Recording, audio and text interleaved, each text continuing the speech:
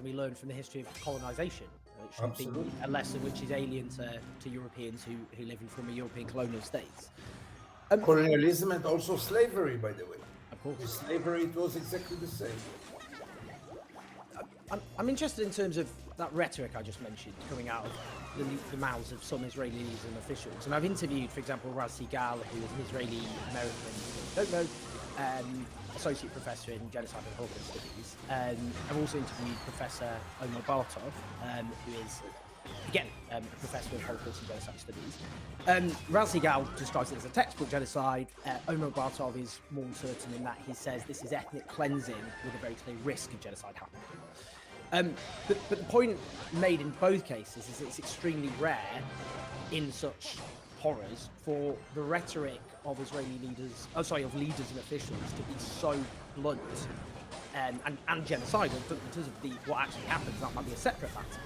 But when you get, Benjamin Netanyahu quoting from the Bible how the nation of Amalek, remember what Amalek did to the Israelites, and in that case, Amalek attacked the Israelites, and God commanded them to kill men, women, and children. Human animals. There were only Nazis in the West Bank. Just what's your thoughts about what's happened there? How real a threat do you think that language actually is in practice? This language is part of Israel's weapons. This language, which is no more only dehumanizing them, but also demonizing them much more than they deserve as a people, is again a very good tool to implement this brutal policy. Because if they are really what we describe them to be, then really we have to do something about it, because otherwise it's either them or us.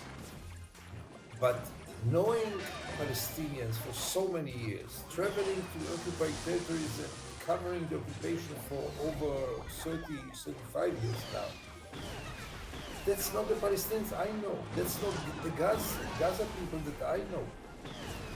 And until this very day, to Gaza, I couldn't visit in the last 16 years because Israel doesn't let any Israeli into Gaza, but I keep on traveling to the West Bank at least once a week.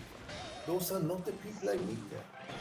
I meet there people exactly like us, with the same dreams and the same ambitions, with the same fears and the same emotions, who want to live like normal people with dignity, yes, with dignity.